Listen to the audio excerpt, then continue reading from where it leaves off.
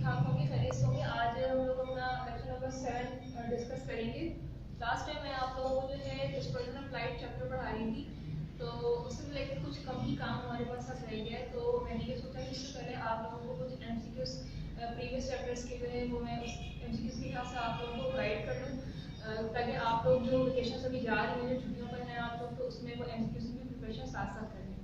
ठीक है, जो हमारा लास्ट चैप्टर चल रहा था उसमें कुछ ही टॉपिक्स रह गए हैं, तो इंशाल्लाह वो नेक्स्ट लेक्चर में मैं डिस्कस करूंगी।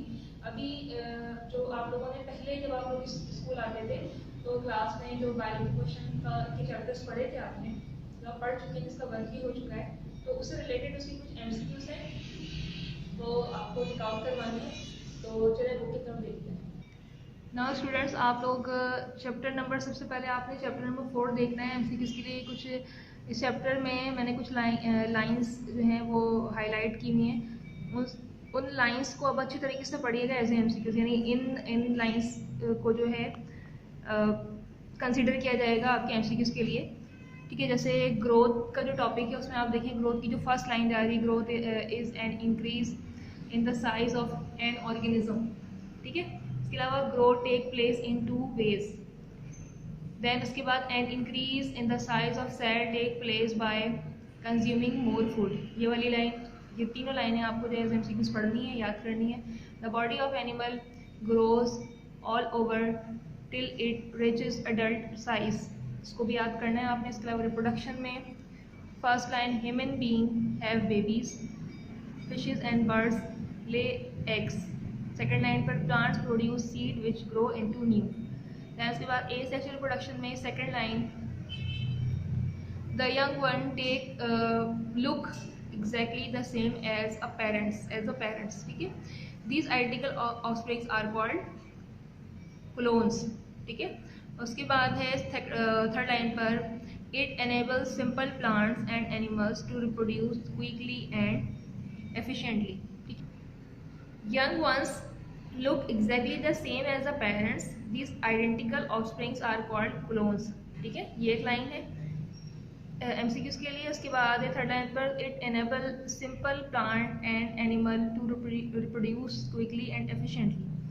ठीक है, उसके बाद है the type of cell division involve in asexual reproduction is mitosis. जैसे माइटोसिस एज एमसीक्यूज आ सकता है। ठीक है, इसके बाद एसेक्सुअल रिप्रोडक्शन वाले उसमें टॉपिक में, this method of asexual reproduction is also called binary fission.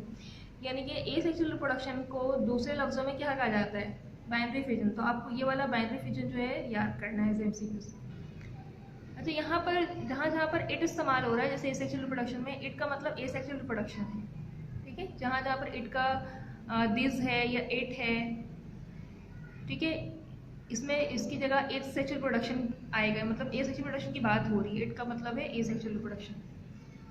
अच्छा, यहाँ पर रेनर्स एंड कटिंग, रेनर्स एंड कटिंग जो है वो किसको कहा जाता है, किस तरह के प्लांट्स को कहा जाता है, ये भी ऐसे एमसीक्यूज आप जो है वो पढ़ सकते हैं।